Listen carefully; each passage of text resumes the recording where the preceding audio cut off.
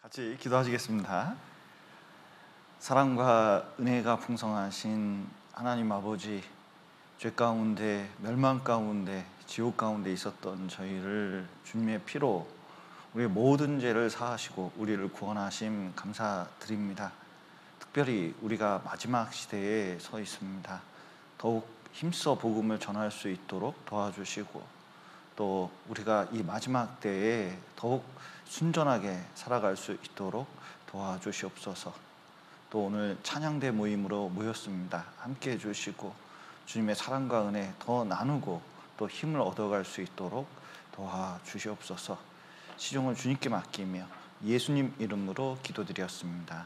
아멘. 요한계시록 4장 10절 보시겠습니다.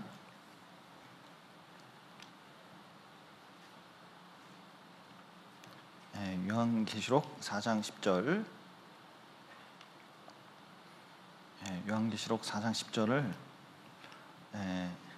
10절부터 11절까지 제가 읽겠습니다. 신약성경 404페이지 요한계시록 4장 10절로 11절까지 제가 읽겠습니다. 24장로들이 보좌에 앉으신 이 앞에 엎드려 세세토록 사시는 이에게 경배하고 자기의 면류관을 보호자 앞에 던지며 가로되 우리 주 하나님이여 영광과 존귀와 능력을 받으시는 것이 합당하오니 주께서 만물을 지으신지라. 만물이 주의 뜻대로 있었고 또 지으심을 받았나이다 하더라.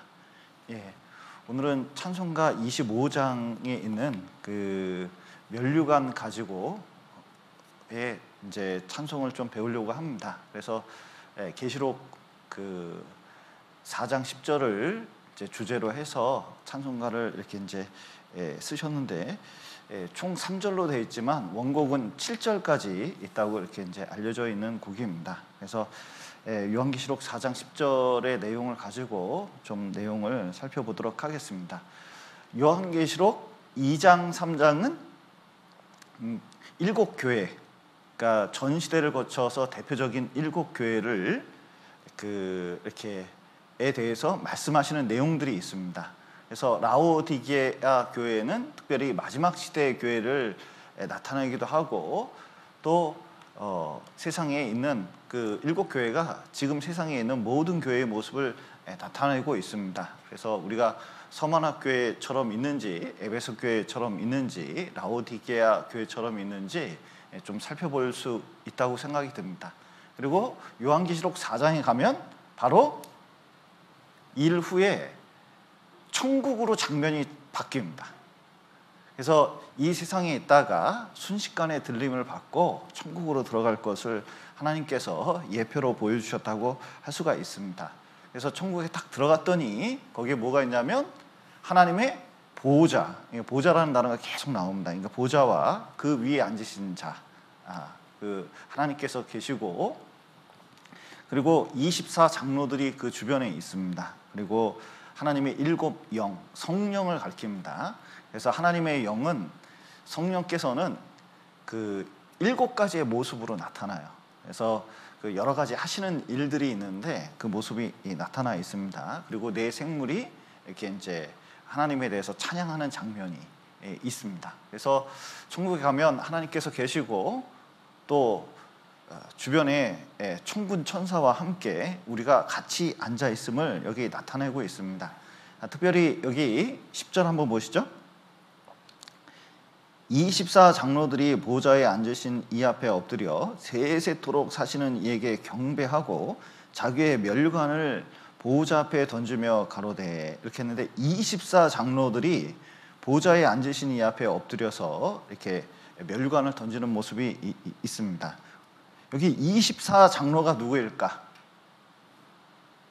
여기 보시면 여기 24장로가 여기 한번 보시죠. 4장 4절 보시겠습니다. 또 보좌에 들려 24보좌들이 있고 그 보좌들 위에 24장로들이 흰옷을 입고 머리에 금 면류관을 쓰고 앉았더라. 여기 24장로들은 흰옷 입은 사람들입니다. 흰옷은 구원의 옷, 의의 옷을 가리키고 있죠. 그러니까 구원받은 사람을 나타내고 있습니다. 그런데 면류관을 쓰고 있는 거예요. 그러니까 금면류관을 쓰고 있고, 그리고 왜 24일까? 12는 택한 숫자입니다. 그래서 이스라엘에 12지파, 12장로가 있죠. 그러니까 12족장이 있잖아요. 그러니까 12족장이, 그러니까 야곱의 12자식이 있지 않습니까? 그러니까 족장이 됐는데 그 족장들이 뭐냐면 이스라엘의 대표죠. 구약시대의 대표라고 할 수가 있습니다. 그리고 신약시대는 12제자가 있잖아요. 그러니까 12보좌가 있는 거예요. 그러면 바울 사도는 어떤 사도보다도 훌륭한 사도인데 바울 사도는 여기 못 왔느냐? 그런 건 아닙니다. 그러니까 구약의 대표, 신약의 대표. 그러니까 우리도 구원받은 우리도 이 보좌에 앉아서 금면류관을 쓸까요? 예. 여기 한번 보시죠. 요거 붙잡으시고 에베소서 보시겠습니다.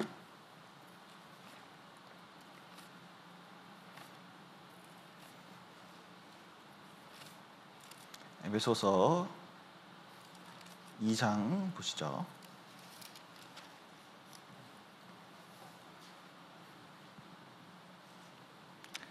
1장 20절부터 읽겠습니다. 1장 20절. 에베소서 1장 20절부터 읽겠습니다. 그 능력이 그리스도 안에서 역사하사 죽은 자들 가운데 다시 살리시고 하늘에서 자기의 오른편에 앉히사. 이제 구원받은 사람을 자기 오른편에 앉히십니다. 또 다시 2장 5절, 우리가 많이 잘 알고 있는 구절이죠. 허물로 죽은 우리를 그리스도와 함께 살리셨고 너희가 은혜로 구원을 얻은 것이라. 또 함께 일으키사 그리스도 예수 안에서 함께 어디 앉히셔요? 하늘에 앉히시니. 앉혔는데 우리가 앉은 자리가 각자 어디예요?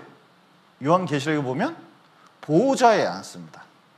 그러니까 하나님이 보좌에 앉아 계시고 수많은 보좌들이 있는데 그 위에 구원받은 사람이 앉아서 금면류관 쓰고 있는 거예요. 그래서 천국에 가면 우리 한 자리 있을까요? 없을까요? 네, 한 자리, 네 자리. 네 자리는 분명히 있다고 성경은 말씀하고 계셔요. 그래서 이제 여기 24장로나 그 12개를 얘기할 때 어떤 사도들만 앉는다든지 아니면 인원수가 제한된 것처럼 오해할 수 있는데 모든 구원받은 사람이 하나님 옆에 보좌에 앉아서 금면류관을 쓰고 있는 모습을 나타내고 있습니다. 특히 이제 흰옷은 구원의 편대에 금면류관은 천국에 올라가면 우리가 얻을 영광을 상징하고 있습니다. 그래서 이제 천사들도 이걸 살펴보기를 원해요. 왜냐하면 천사들은 거기서 앉아있지는 않거든요. 그리고 금면류관을 쓰지도 않아요. 그래서 참 이 사람이 보면 되게 모질한데 뭔가 부족한데 그리고 연약한데 천사들은 강하지 않습니까? 또 얼마나 지식이 많겠습니까? 경험도 많고. 그런데 사람에게 이 영광을 준다는 게 천사들은 너무 이제 참 놀라워서 천사들도 살펴보길 원하는 이 우리가 받은 구원이 이렇게 놀라운 겁니다. 그래서 여기 금면류관이 있는데 우리가 얻게 될 면류관들이 성경에 보면 많이 있어요. 첫 번째가 썩지 않을 면류관입니다. 고린도전서 한번 보시죠. 이 금면류관은 우리가 쓸 수도 있고 안 쓸 수도 있다는 걸 아셔야 돼요. 고린도전서 9장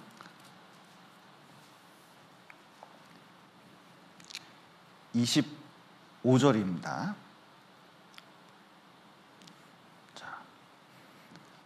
우리가 면류관을 꼭 쓸 필요가 있습니다. 신앙생활 가운데서 우리가 신앙생활하는 가장 귀한 목적이 면류관 쓰는 거거든요. 면류관을 얻는 방법이 여기에 있습니다. 24절부터 9장 24절부터 제가 읽겠습니다.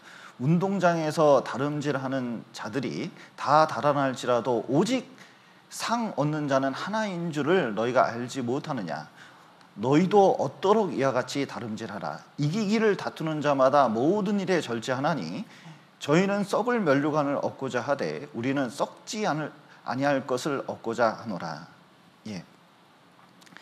이 세상 면류관, 그러니까 세상의 면류관이라는 것은 요즘 말로 말하면 상, 그다음에 그 트로피, 그다음에 어떤 직함, 명예 뭐 이런 것을 얘기할 수가 있습니다.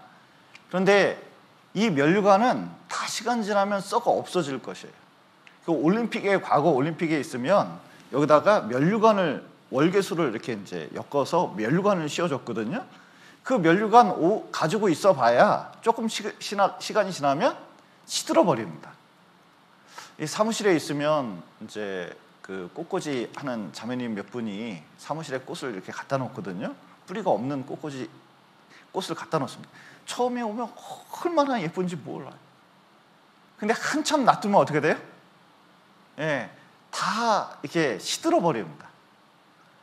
그런데 이 세상 명예나 부나 그리고 이 세상에서 자랑할 것도 다 이 세상의 한시적인 것이고 천국에 올라가면 가져갈 수 있는 것이 아무것도 없죠. 다 썩어져 버리고 없어지는 것들입니다. 특히 이제 옛날 올림픽에서는 이스무스라 그래가지고 한번 그 고린도에 있는 올림픽이 있었습니다. 그러면은 달리기를 하면 처음부터 요이 땅 해가지고 출발해서 누구나 도착지에 도착하면 선물이 있었대요. 뭐지? 우리 체육대회 같은 거 하면은 이런 거 있죠. 그죠?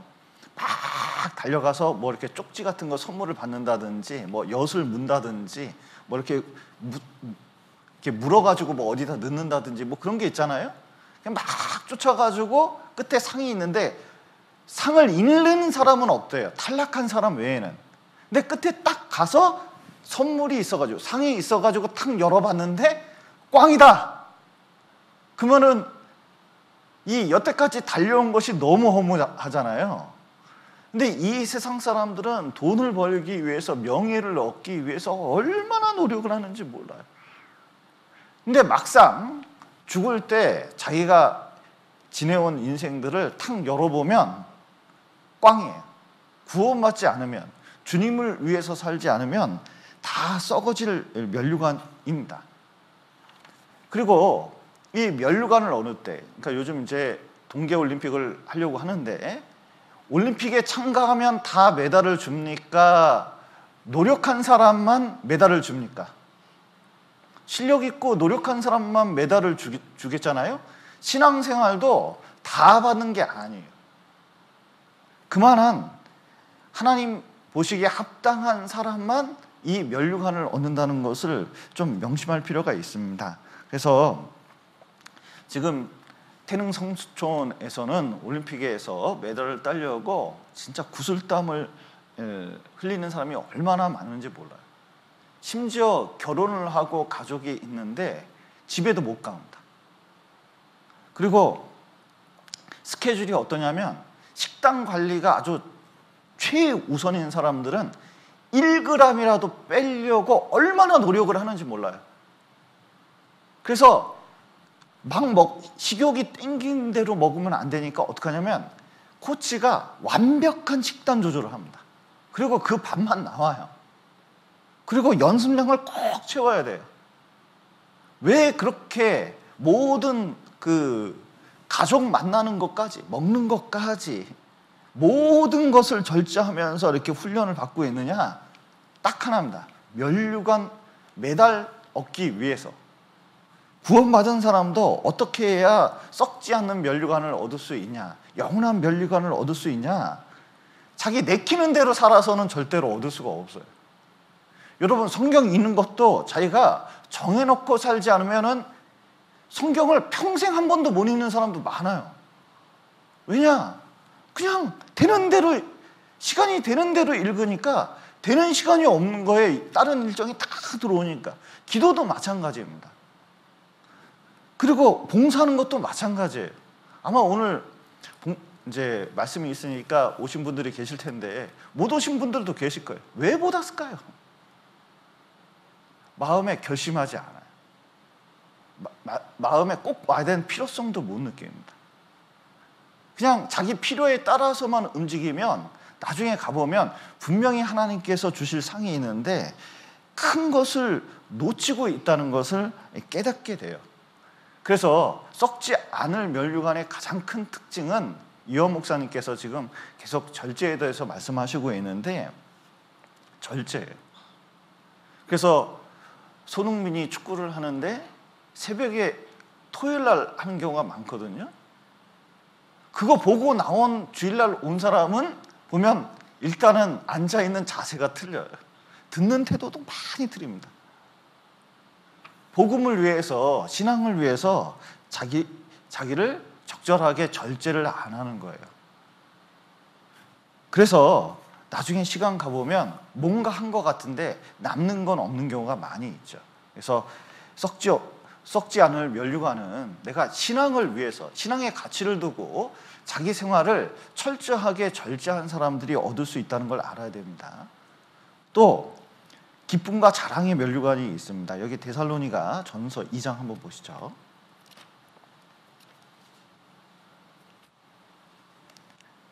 2장 19절입니다.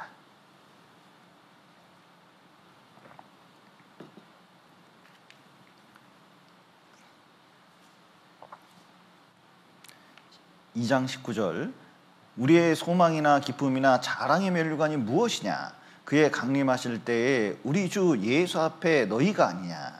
예, 기쁨이나 자랑의 면류관. 빌립보 4장 1절에서도 너희가 그 면류관인 사랑하는 자들아 이렇게 이제 말씀했는데, 나를 통해서 구원받은 것, 나를 통해서 신앙이 세워진 사람들이 천국에 가면 다 내 면류관이에요. 이 전도인이 뭐하러 이렇게 전도 열심히 할까? 뭐하러 말씀 한마디라도 더 하려고 할까? 참 우리 그 목사님들에게 전화드리고 그러면요, 이 코로나 시국에도 얼마나 부지런한지 몰라요. 얼마나 열심히 하는지 몰라요. 그런데 어차피 월급은 똑같거든요. 그런데 한 사람이라도 더 세우려고, 한 사람이라도 더 전도하려고 애를 씁니다. 그 이유는 천국에 가서 얻을 영원한 영광이 확실하기 때문에 그런 거예요. 특히 영원한 영광이 어떻게 눈에 보이느냐? 여러분, 많은 사람을 옳은 대로 돌아오게 하는 자는 별과 같이 영원토록 비치리라 그랬는데, 나를 통해서 신앙이 세워지고 구원을 받는 사람이 나타난다면 눈에 보이잖아요. 그 자체가 영광인 거예요. 전원교회 생활 집회를 간 적이 이제 최근에 있었는데, 말씀 끝나고 내려오는데 어떤 등치 큰 청년이 또박또박 앞으로 나오더라고요. 저하고 사진을 찍재요. 그래서 왜 그러냐고 그랬더니 유튜브 말씀을 듣고 구원을 받았대요. 정옥교회에서 말씀 전한 거 가지고. 근데 그거 보고, 야, 이 등치가 되게 커요. 야, 큰 덩어리 하나. 큰 덩어리는 아니고 큰 물고기. 진짜 큰 사람 하나 정옥교회가 이런 식으로라도 건졌구나 이렇게 하니까요, 아니 기쁨이 되게 되는 거예요. 사진 기꺼이 찍어줬죠. 여러분, 우리가 신앙을 세워주는 게 얼마나 중요한지 몰라요. 근데 자칫 잘못하면 신앙을 세워주는 게 얼마나 힘든지 모릅니다. 근데 간사한 말로 신앙을 무너뜨리는 사람도 있어요.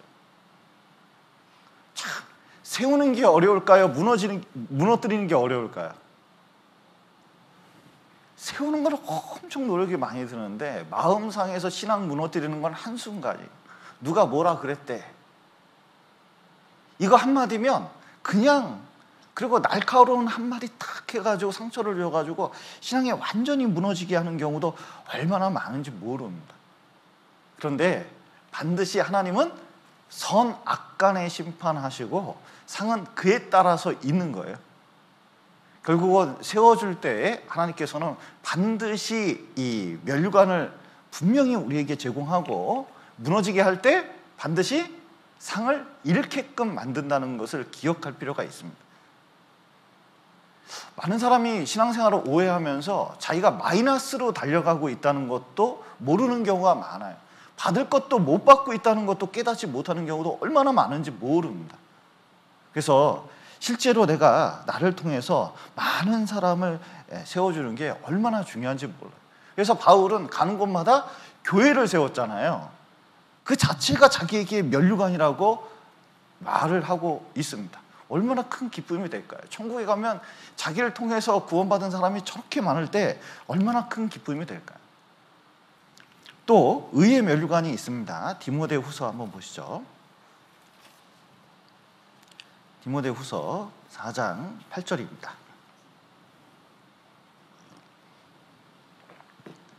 4장 8절, 우리가 얻을 수 있는 면류관들입니다.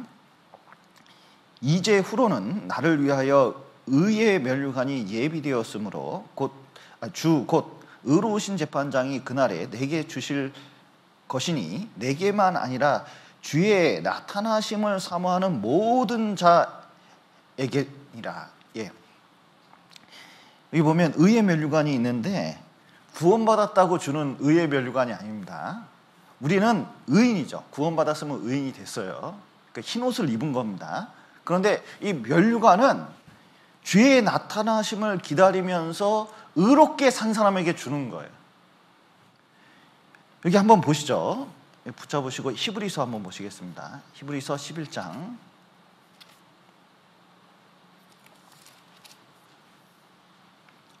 7절입니다.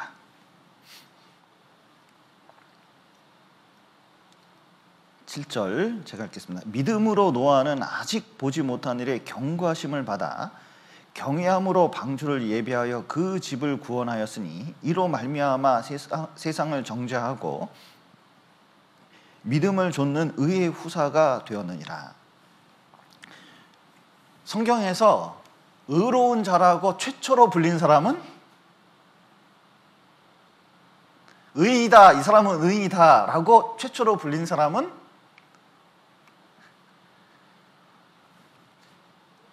성경을 읽었는데도 대답을 안 하시면 안 되죠. 이게 노아죠.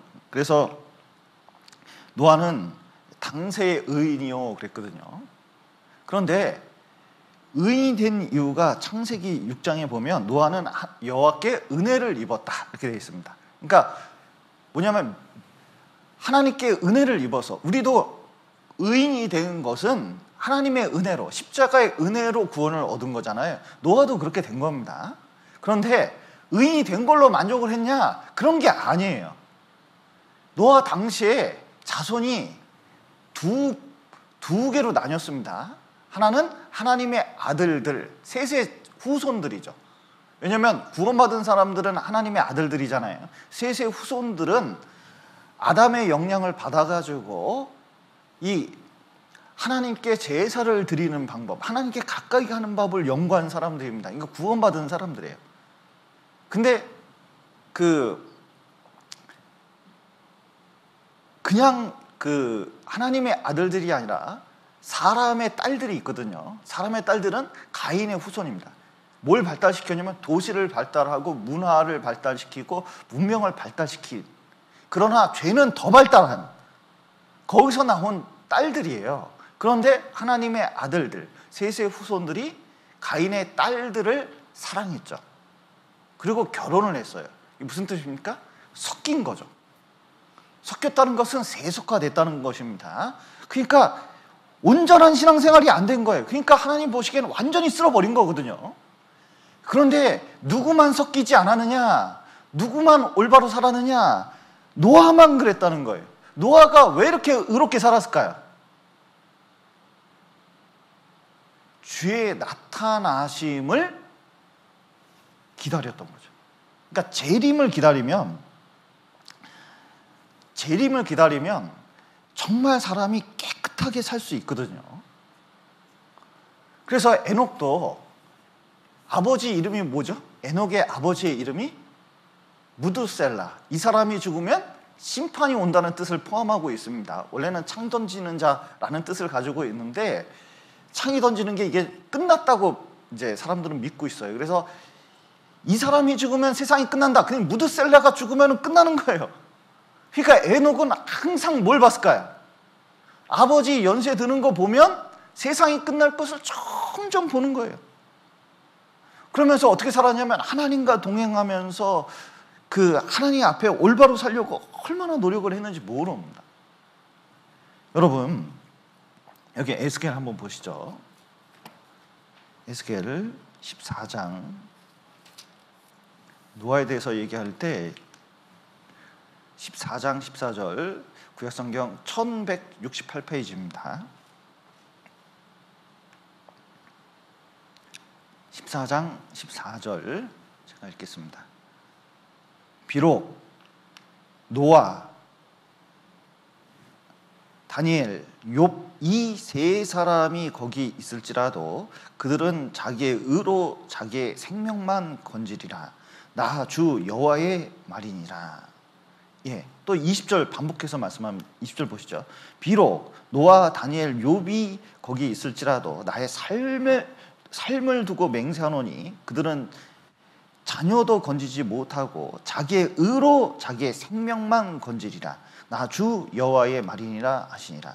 예, 여기 자기의 의라는 게 뭐냐면 구원받을 때 의뿐만 아니라 자기가 하나님 앞에 옳게 믿음의 후사처럼, 의의 후사처럼 살지 않으면 안 된다는 것을 보여주고 있는 거예요.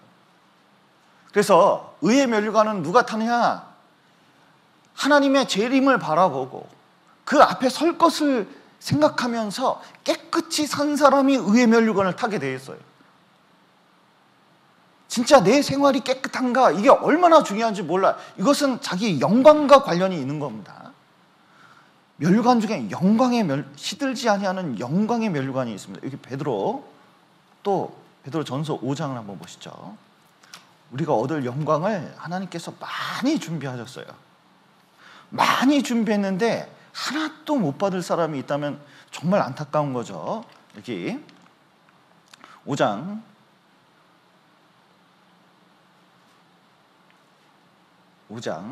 2절부터 제가 읽겠습니다. 너희 중에 있는 하나님의 양 무리를 치되 부득이함으로 하지 말고 오직 하나님의 뜻을 조차 자원함으로 하며 더러운 일을 위하여 하지 말고 오직 즐거운 뜻으로 하며 맡기운 자들에게 주장하는 자세를 하지 말고 오직 양 무리의 본이 되라.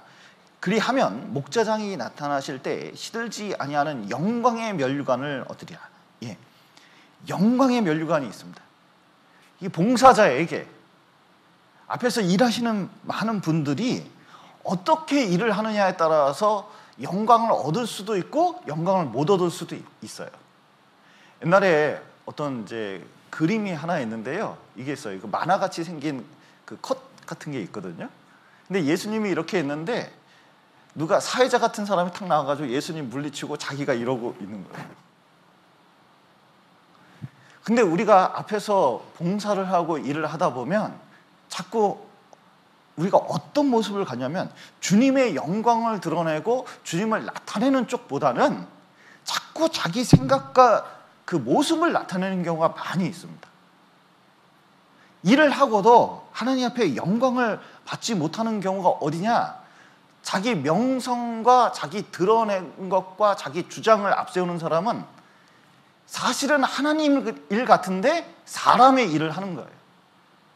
예수님께서 자기가 죽고 3일 만에 부활하실 것을 제자들에게 얘기했습니다. 베드로가 그리하지 말래잖아요. 그런데 예수님께서 뭐라 그랬습니까? 사단아 물러가라 그랬거든요.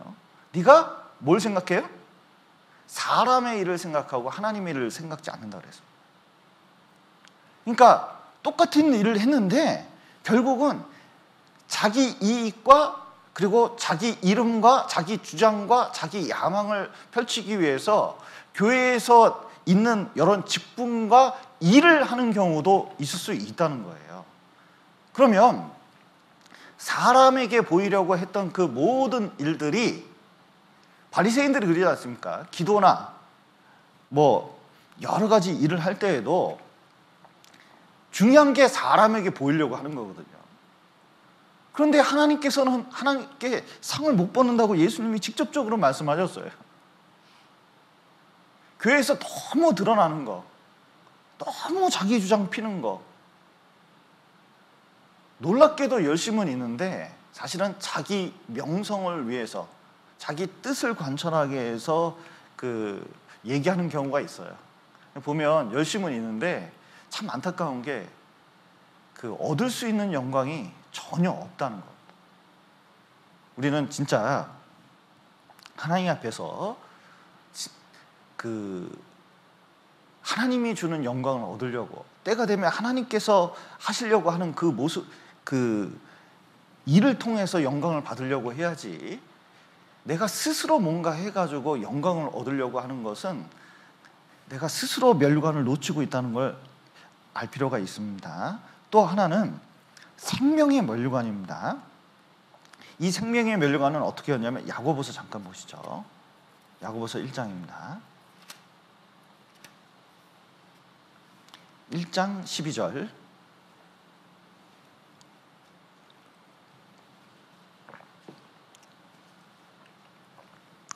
(1장 12절입니다) 시험을 참는 자는 복이 있도다. 이것에 옳다 인정하심을 받은 후에 주께서 자기를 사랑하는 자들에게 약속하신 생명의 면류관을 얻을 것임이니라. 예. 어떤 사람이 그 생명의 면류관을 얻냐면 시험을 이긴 사람입니다. 여러 고난과, 요한계시록에는 10일 동안 환난을 당할 텐데 죽도록 충성한 사람이 생명의 면류관을 얻는데, 여러 환난과 시험이 있는데 그것을 이기는 사람이에요. 그 이긴 것은 분명히 그 안에 하나님의 생명이 있기 때문에 그런 거거든요. 생명 없는 것은 아주 튼튼하게 있는 것 같아도 비바람이 불고 휘몰아치면요 뚝 부러져요. 근데 생명 있는 것은 수양보들 같은 거 철렁철렁 아주 가늘하는 것 같은데 생명이 있으면 절대로 꺾이지는 않아요. 구원받은 사람은 여러 고난을 받습니다. 그 가운데서도 누가 봐도 신앙생활을 하면 안 돼요. 누가 봐도 봉사를 하면 안 돼요. 그런데 어떤 형제 자매님들은 끝까지 자기 일을 지켜요. 끝까지 신앙을 지키려고 그래요. 자기 자를 끝까지 고수해요. 왜요? 진짜 이게 너무나 중요해요. 이것을 통해서 누군가 구원을 받기 때문에 그렇거든요. 그걸 깨닫지 못하면 여러분 세상 가치관으로는 이 일을 할 수가 없어요. 봉사를 어떻게 합니까? 어떻게 해서든 내가 하나님을 위해서 살 수 있고 내가 이거 반드시 지킨다는 마음을 가지고 하기 때문에 그런 거예요. 진짜 영국 군인들을 이렇게 보면 문 앞을 탁 지키는 그 군인이 있거든요. 이렇게 모자 이렇게 크게 쓴 영국 군인들이 있어요. 그러면요 관광객들이 진짜 힘들거든요. 그 앞에서요 웃겨보려고 얼마나 애를 쓰는지 몰라요. 그래서 끔찍도 안 하거든요. 왜요? 가장 중요한 것은 바로 뒤에 영국 여왕이 있거든요. 그 궁에 조금만 틈타도 관광객이나 이상한 사람들이 거기 넘어가면 야단이 나는 거예요. 문제가 생길 수가 있어요. 그래서 그런 거에 미동도 안 하고 반드시 이것을 지켜야 된다는 사명감 가지고 있는 거예요. 그러니까 나중에 이렇게 하나님께서 귀하게 생각하실 수, 영국 여왕이 귀하게 생각하듯이 하나님께서도 우리를 귀하게 생각할 수 있습니다. 그런데 우리가 주의해야 될 것은 요한계시록 한번 보시죠. 요한계시록 3장. 우리가 반드시 얻어야 할 면류관들이 뭐 이외에도 너무너무 많아요. 그런데 3장 11절 보시죠. 내가 속히 이 말이니 내가 가진 것을 굳게 잡아 아무나 내 면류관을 빼앗지 못하게 하라. 하나님께서 나를 위해서 준비하신 이 면류관이 있어요. 큰 상이 있습니다. 근데 문제는 이게 빼앗길 수 있다는 거예요. 대표적인 사람이 솔로몬이죠. 성경을 4권이나 기록했어요. 그리고 왕 시작할 때는 1000번제를 드렸어요. 얼마나 하나님께 간절히 기도해가지고 하나님의 수많은 것들, 수만 빼놓고 모든 것들을 받은 사람이 솔로몬입니다. 하나님께만 잘했으면 얼마나 많은 영광을 얻을 수 있었을까요? 그런데 말년에 어떻게 했어요? 하나님께서 3번이나 나타나서 경고해 줬는데 우상 섬기는 처첩 때문에 우상을 섬기기 시작했어요. 결국은 말년이 정말 괴로워요. 자기 능력과 지혜로도 막을 수 없는 일이 계속 정치적인 일이 생기는 거예요. 힘든 거죠. 가룟 유다 보십시오. 12제자 중에 하나니까 자기 거 딱 지켰으면 얼마나 좋았어요. 뭐 지금 아마 천국에서 가장 찬송을 부르고 그리고 기뻐할 사람이 가룟 유다라고 생각이 들어요. 만약에 진짜 자기 자리만 지켰으면. 그런데 그 자리를 자기가 지키지 못하니까 결국은 사도행전 1장에 보면 마띠아라는 사람이 그 사도 직분을 가져가잖아요. 지금 마띠아 뭐 하고 있을까요? 지금 찬송 부르고 난리가 났어. 자기 거 다 뺏긴 거예요. 여러분, 내 재산이 다 뺏겼다고 생각을 해보십시오. 보통 억울한 게 아니잖아요.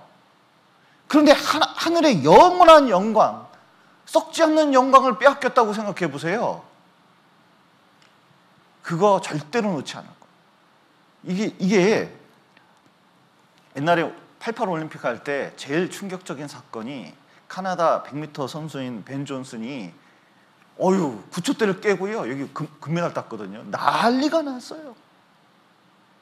100m 경기가 그렇게 중요한지 몰랐어요. 근데 세계에서 제일 빠른 사람이라고 막 신문에 계속 나오고 했는데 올림픽이 끝나갈 무렵 약물 투여를 했다고 해가지고 도핑 검사에 걸려서 취소되고 지금은 완전히 진짜 못 살아요. 근데 그거보다 제일 불쌍한 사람들, 가룟 유다 같은 사람, 데마 같은 사람, 아브라함 옆에 있었던 롯 같은 사람, 조금만 견뎠으면 되는데, 여러분, 우리가 그렇게 되면 안 됩니다. 그래서 우리는 반드시 써야 될 면류관이 있고 그것을 얻도록 다름질하고 끝까지 가는 게 중요해요. 끝까지 가는 게 중요해요. 뭔 일이 있다도 끝까지 내가 딴 건 몰라도 이건 지켜야 된다. 내 돈보다, 내 명예보다, 어떤 것보다 귀하다, 이 마음을 가질 필요가 있습니다. 그런데 이제 요한계시록 4장 10절 한번 보시죠.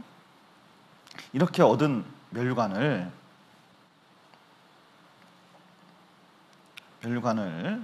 여기 4장 10절 보시죠.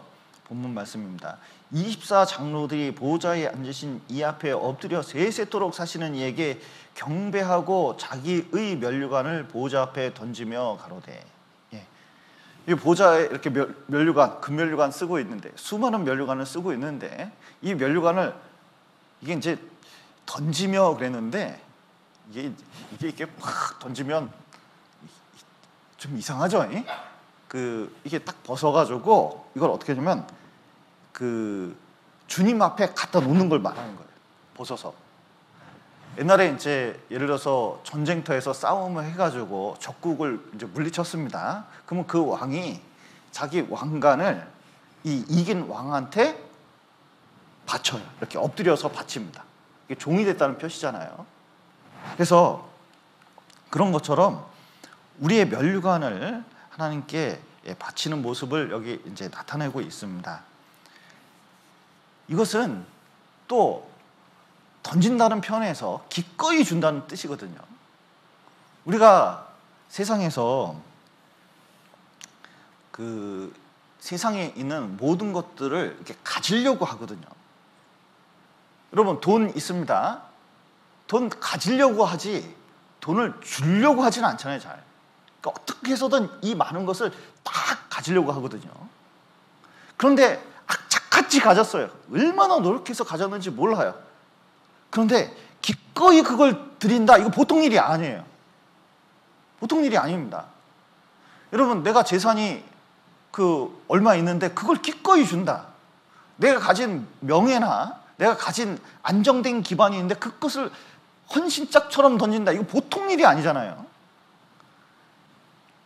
그런데 마치 향유 옥합을 깨가지고 이 예수님께 드리는 것처럼, 뭐냐면 기꺼이 이 영광의 면류관을 주님께 드리려고 하는 모습이 여기 나타나 있어요. 그 이유가 뭐냐? 모든 것이 하나님께서 우리에게 주신 것을 깨달았기 때문에 그렇습니다. 그래서 여기 요한계시록 4장 11절 한번 보시죠. 우리 주 하나님이여 영광과 존귀와 능력을 받으시는 것이 합당하오니 주께서 만물을 지으신지라. 만물이 주의 뜻대로 있었고 또 지으심을 받았나이다 하더라. 예. 뭘 알았냐면 내가 영광 받는 이 자리 그리고 이 모습대로 있는 게 다 뭐냐면 하나님께서 만드신 거다. 여기 색종이로 박쥐를 한 마리 접었습니다. 제가 이렇게 종이접기로 뭐 만들었어요. 그럼 이거 누구 걸까요? 내 거. 여러분, 하나님께서 이 모든 것을 만들었습니다. 우리는 다 하나님의 만드신 바입니다.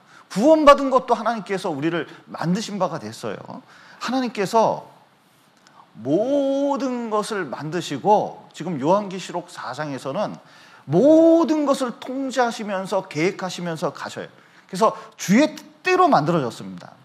지금 광주에 그 어떤 아파트 하나가 시공 중에 부서져가지고 지금 사람을 아직도 못 찾고 있는데 정말 안타까운 사건이에요. 근데 얘기를 들어보면 그전부터 뭔가 계속 문제가 있었고요. 또 지을 때 설계대로 감리대로 하질 않았어요. 모든 것이 부실한 면이 있었습니다. 그러니까 원리 원칙대로 계획대로 안 하니까 부서져가지고 더 큰 피해가 생긴 거예요. 그런데 하나님께서는 이 모든 세계의 역사를 보좌에 앉으셔서 모든 걸 계획하여 하나님은 계획하시고 그리고 예수님께서는 이 땅에 오셔서 그 계획대로 십자가에 죽으시고 성령께서는 이 땅에 오셔서 우리에게 그것을 깨닫게 해주시거든요. 완벽한 계획하에 있습니다. 그런데 하나님께서 이 세상 창조하시고 이 세상을 운행하는 가장 궁극적인 목표가 뭐죠? 지금 역사를 진행시키는 최대한의 목표가 뭡니까? 한 사람이라도 더 구원받게 하는 거예요. 한 사람이라도 영광의 면류관을 쓰게끔 만드는 거예요. 더 최선을 다해서 하나님 앞에 영광을 받을 수 있는 사람을 많이, 구원받은 사람을 많이 만드는 게 하나님의 목표입니다. 그런데 우리의 목표는 뭐예요? 우리의 목표가 그게 돼야 되는데 잘 먹고 잘 사는 거. 그렇다면 사람들이 자꾸 잘 먹고 잘 사는 거예요. 요즘은요 무슨 사상이니 철학이니 종교니 다 부서졌어요. 완전히 부서졌어요. 여러분 불교 보셔요. 옛날에 시주하러 다니는 중이 있었어요. 저 어렸을 때 보면 막 이 목탁 두들기면서요 이게 좀 시주 좀 하십시오 하면서 돌아다니는 중이 있었어요. 요즘 그런 중이 있습니까 없습니까? 내장산 가면요 벤츠를 타고 다녀요. 아우디 타고 다니고. 그런데 뭘 잃어버리냐? 중도 도 뜯는 걸 잊어먹었어요 요즘은. 왜냐하면 돈이 너무 많으니까. 그러니까 그런 것을 굴복을 하는 거예요. 유교학자가 유교학자다운 유교학자가 있습니까? 다 돈 벌려고 하는 거예요. 다 굴복하는 거예요. 그런데 제일 안타까운 것은 구원받은 사람들이 이 시대에 신앙보다는 이 돈 버는 것에 너무 세상 가치관처럼 너무 위아래 두면 이게 신앙이 문제가 생겨요. 어떤 때 문제가 생기냐? 고난당할 때. 세상 사람들도 최근 들어서 상담을 하잖아요. 제일 많이 물어보는 것 중에 하나가 이렇게 내가 고난을 당하는데 우리 가족 중에 누가 죽었는데 내가 이렇게 불행한 일을 당했는데 그러면 하나님은 뭐 하고 있었냐 자꾸 물어보는 거예요. 하나님 뭐 하고 계실까요? 자, 내가 불행한 일을 당하면 하나님 있습니까? 하나님 없습니까?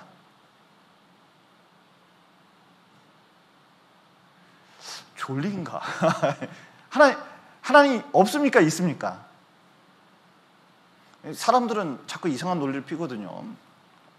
하나님은 전능하시다. 근데 하나님 선하시다고 한다.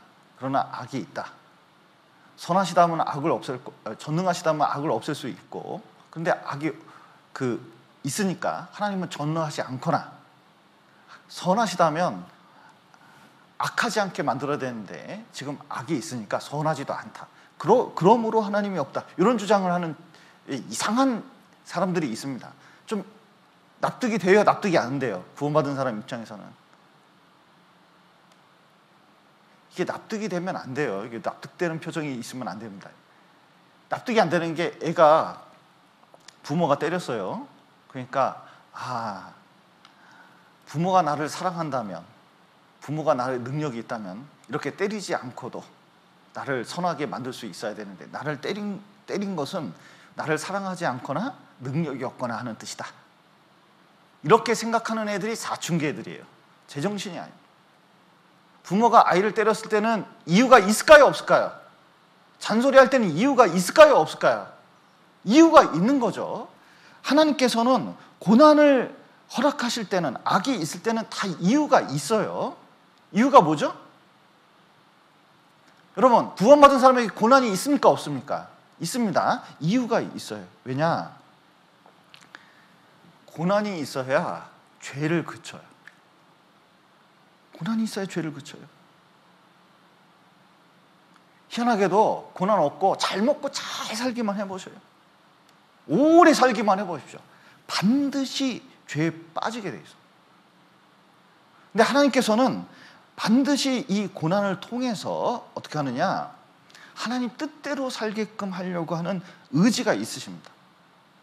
또 고난이 있을 때 어떻게 하느냐? 여러분, 하나님 말씀을 지키게 돼 있어요. 고난 당하기 전에는 내가 그릇 행하였더니 이제는 주의 말씀을 지키나이다.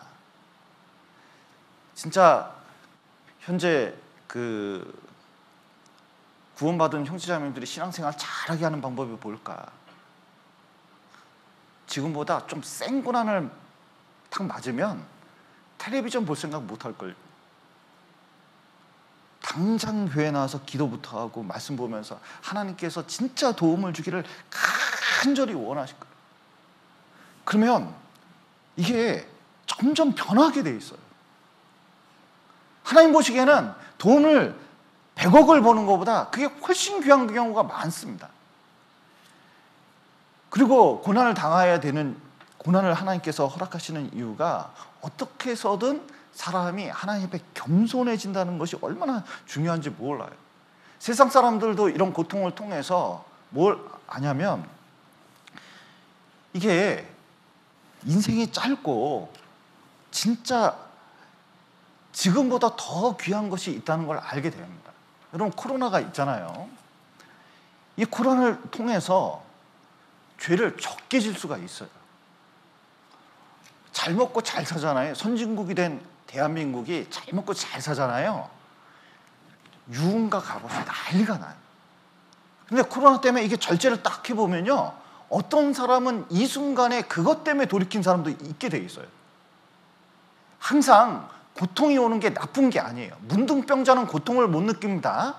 문둥병자가 가장 기뻐할 때는 라면 끓일 때 돼가지고 이게 뜨거운 맛을 봤을 때 기뻐한대요. 왜냐면 세포가 살아있으니까.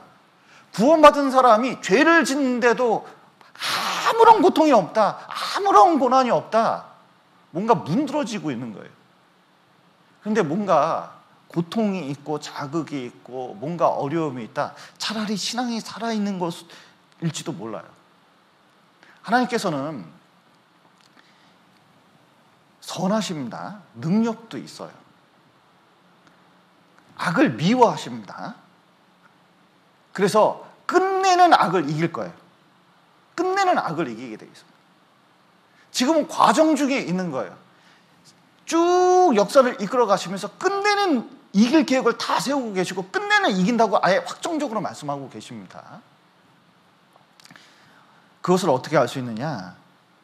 여기 찬송가에 있는 것처럼 예수님께서 이 땅에 오셔서 십자가에 죽으셨어요. 이 죄 많은 세상에 오셔서 십자가에 죽으셨습니다. 왜냐? 죄값 갚아주고 우리를 구원하기 위해서. 구원받고 딱 보면 정말 알 수 있는 게 많이 있어요. 내가 왜 이렇게 살아왔을까 보니까, 구원받기 위해서 이런 환경이 아니면 나 같은 사람은 구원받을 수가 없어요. 구원받기 전에 막 이런 일 저런 일 많은 일이 있는데, 구원받고 보니까 야, 나 이렇게 구원받기 위해서 그런 일이 있었던구나. 이게 이해가 되기 시작해요.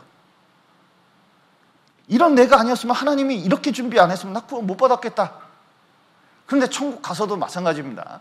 구원받고 왜 이런 일이 자꾸 생길까? 왜 이렇게 어렵게 살까? 왜 힘들까? 천국 가보면 영광을 얻게 되는데, 아하, 이것 때문에 이런 식으로 일이 생긴 거구나. 이 죄 많은 세상에 예수님이 죽으신 이유가 다 있을 뿐만 아니라 또 예수님의 고난을 본받게 하는 것이 얼마나 중요한지, 이 영광을 얻기 위해서는 반드시 필요하구나, 이걸 깨닫게 된다는 것. 그래서 이 요한계시록 4장 11절과 비슷한 구절을 몇 구절 찾아보겠습니다. 2장 한번 보시죠. 히브리서 2장을 보시죠.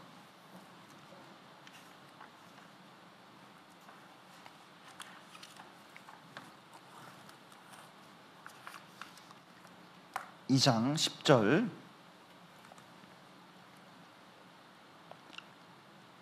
만물이 인하고 만물이 말미암는 자에게는 많은 아들을 이끌어 영광에 들어가게 하시는 일에 저희 구원의 주를 고난으로 말미암아 온전케 하심이 합당하도다. 예.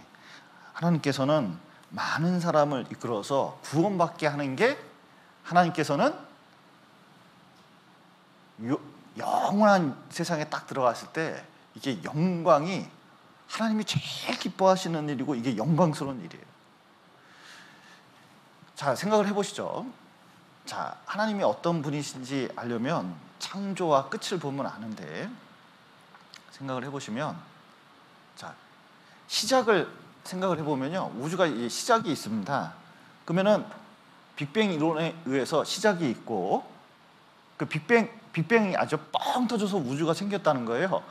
그러면은 우주에 뭐가 있냐면 질량 보존의 법칙이라는 게 있습니다. 에너지 보존의 법칙이 있어요. 그러면 질량과 에너지가 생기질 않는다는 거예요. 그럼 생기지 않았다면, 자 보세요. 지금 질량과 에너지가 우주에 생기는 거 있습니까, 없습니까? 지금 생기는 건 없어요. 그 창조는 처음에만 있었지 나중에는 절대로 되지 않습니다. 그러니까 요 처음 시작이 지금 계속 번져가고 있는데, 엔트로피의 법칙이라고 있어요. 엔트로피의 법칙이 있습니다. 그러니까 우주가 커지면서 점점 수증기처럼 사라져가고 있어요. 원자도 다 분해될 거예요. 다 없어져요. 그러니까 하나님이 새하늘과 새 땅을 만들기 전에는 이 세상에 있는 건 모두 사라지는 겁니다. 완전히 사라지게 돼 있어요. 알갱이도 전장 하나도 찾아볼 수가 없어요. 다 사라지게 돼 있습니다. 그런데 이것이 하나님을 설명하고 있습니다. 왜냐하면 변함이 없고 사라진다는 것은, 창조가 되지 않는다는 뜻은 처음에 누군가 질량, 이 물리, 공간, 시간, 그리고 물질을 떠나서 있는 존재가 필요한 거예요. 하나님이 아니면 안 돼요. 그러니까 하나님 손에서 모든 게 다 나왔다는 뜻입니다. 그런데 이것을 다 이제 없어지고, 그리고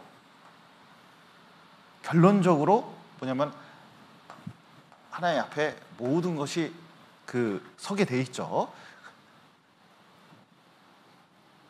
그런데 자, 하나님께서 이렇게 시작하는, 이제 시작부터 여기까지 쭉 올 때 하나님께서 원하시는 게 있습니다. 하나님은 시공간을 뛰어넘고 물질을 뛰어넘는 존재고 영원한 존재이거든요. 하나님 한 분밖에 안 계십니다. 자, 이게 근데 하나님께서는 한 분일까요? 세 분일까요?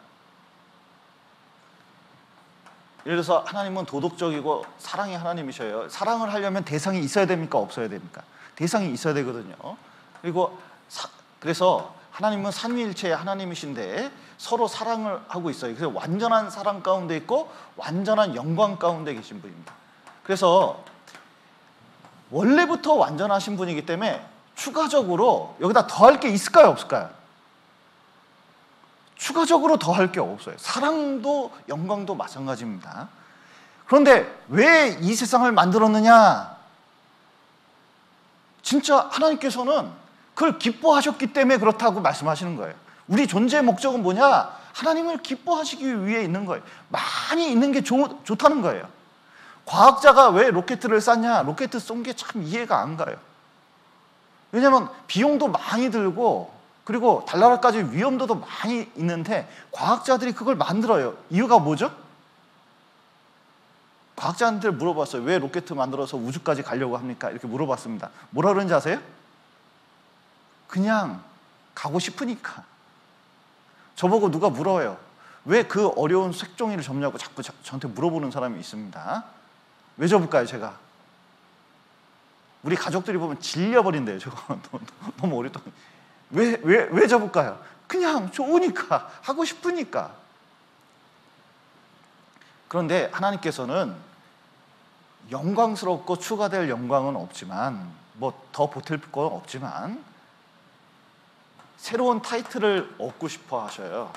우리를 통해서 얻고 싶어 하십니다. 여러분, 박태환 선수가 수영 선수거든요. 근데 뉴스를 보다 깜짝 놀랐어요. 어린이 교실을 해가지고 아이들을 가르치는 거예요. 근데 뭐 박태환 선수가 뭐 수영 못하는 사람이 아니기 때문에 더 수영을 배울 게 없어요. 그런데 애들이 가르치니까 이 꼬마들이 박태환 선수 보고 뭐라 그러는지 아세요? 수영 선수라고 부르지 않고 선생님이라 그래요. 그러니까 선생님이란 타이틀이 있습니다.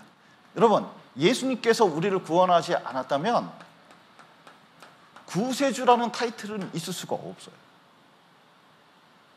하나님께서는 우리를 통해서 이런 영광을 얻기를 원하시고 많은 사람을 영광으로 이끌기를 원하시는 거예요. 그래서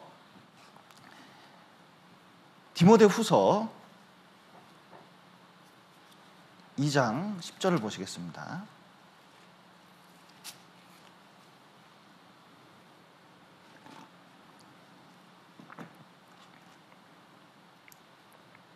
그러므로 내가 택하신 자를 위하여 모든 것을 참음은 저희로도 그리스도 예수 안에 있는 구원을 영원한 영광과 함께 얻게 하려 함이로라. 예. 하나님께서는 구원뿐만 아니라 영원한 영광을 얻게 하려고 이렇게 하시고 계십니다. 그래서 이제 우리가 이제 신앙생활 할 때 진짜 하나님께 영광을 돌리면서 신앙생활하느냐 아니냐는 좀 차이가 많이 날 것 같아요. 그래서 좀 신앙생활 속에서 뭐 자랑할 게 좀 있을 수 있잖아요. 그러면은 끝에다 항상 뭐 붙이는 게 좋을까요? 1번 내가 잘해서, 2번 하나님께서 역사하셔서. 자, 어떤 거 붙이면 좋을까요? 내가 찬양을 잘해요. 그러면은 잘하는 이유가 뭘까요? 1번 내가 연습을 잘해서 하나님께서 이걸 허락하셨어. 자, 어떤 게 정답일까요? 타고났으니까. 이렇게 생각하면 안 된다는 거죠. 그러니까 항상 우리가 그런 것이 나타나려고 하는데 하나님께서는 영광 받으시고 면류관 얻기를 원하시기 때문에 천국에 갔을 때 면류관을 바치는 태도는 어디서 나타나느냐? 우리 일상 가운데에서 하나님께 영광을 돌리는 데서 있다는 것을 잊으면 안 됩니다. 그리고 이런 말이 있습니다. 은행의 돈은 돌고 돌아서 어디로 간다고요? 은행으로 갑니다. 이게 돈이 돌아서 돈이잖아요. 근데 은행에서 나와서 그 돈이 쭉 돌고 돌아서 어디로 가는지 아세요? 은행으로 가는 거예요. 그런데 돈을 찍어내가지고 만약에 1,000억을 찍어냈다. 그러면 1,000억으로 끝난 게 아니라 1,000억을 찍어가지고 일하는 데 뿌리면 일한 사람이 그거 가지고 또 일을 해요.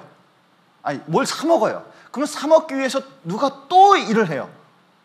또 그 사람이 재료를 만들고 또 일을 해요. 그래서 계속 사회가 일을 하게끔 해가지고 나중에 은행에 돌아왔는데 보니까 경제를 살리고 여러 사람을 살리는 그 역할을 해요. 돈이 한 바퀴 돌아가지고 끝난 게 아니에요. 돌고 돌아서 점점 뭔 일을 하는 거예요.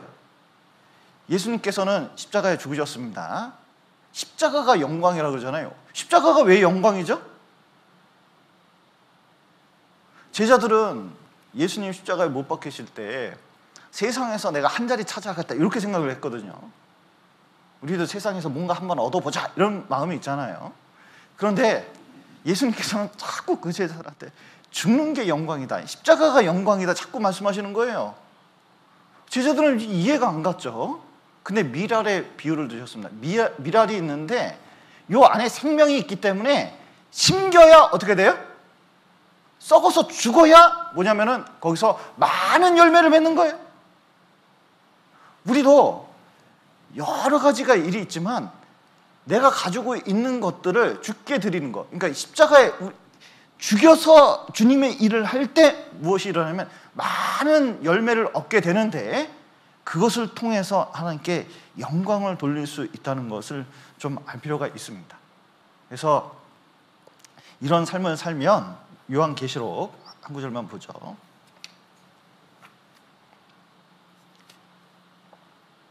우리가 받은 모든 영광과 능력을 하나님께 돌리는 게 너무나 중요합니다. 요한계시록 19장 12절 보시겠습니다. 19장 12절.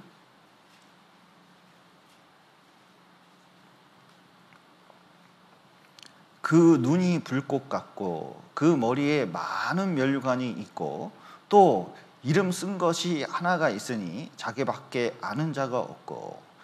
여기 이제 19장 12절 보면 예수님께서 이 머리에 면류관이 많대요.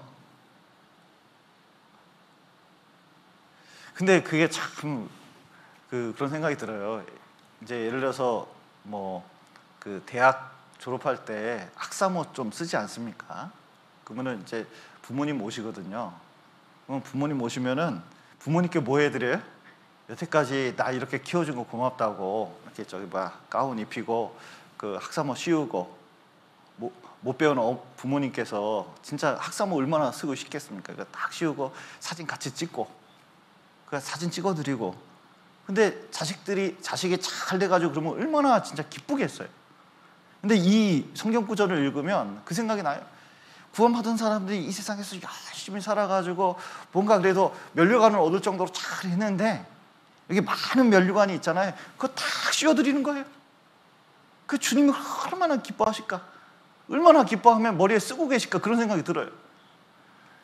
그 자식들이 상장 탄 것은 어떤 어머니한테는 이게 벽에다가 진짜 간단한 상장 타는 거 또 쫙 달아놓는 경우가 있거든요. 그런 것처럼 주님께서도 우리가 한 모든 것을 우리가 씌운 그 면류관을 다 받으신다는 거 생각해 보면 이게 너무 참 감사가 될 것 같습니다.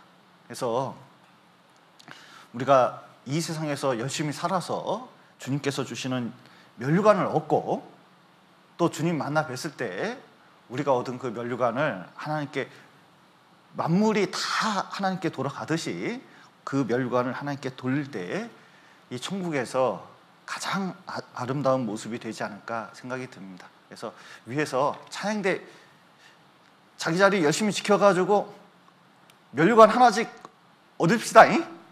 딴 거 몰라도 개근상은 타야죠. 그래서 하나님께 나중에 이 정읍교회표 면류관을 하나씩 달아주셨으면 좋겠습니다. 같이 기도하시겠습니다. 사랑과 은혜가 풍성하신 하나님 아버지, 죄 가운데 있었던 저희를 주님의 피로 구원하시고 또 우리에게 금 면류관을 준비해 주심을 너무나 감사드립니다. 이 마지막 때에 정말 천국의 소망을 두고 또 천국의 보좌와 면류관을 바라보고 살아갈 수 있도록 도와주시고 또 주님과 함께 그 면류관을 나눌 때 참으로 기뻐할 수 있도록 도와주시옵소서. 우리 찬양대 더욱 함께 해주시고 주님의 사랑과 은혜와 영광이 더욱 함께 할 수 있도록 도와주시옵소서. 오늘 귀한 시간 허락하신 감사드리며 예수님 이름으로 기도드렸습니다. 아멘.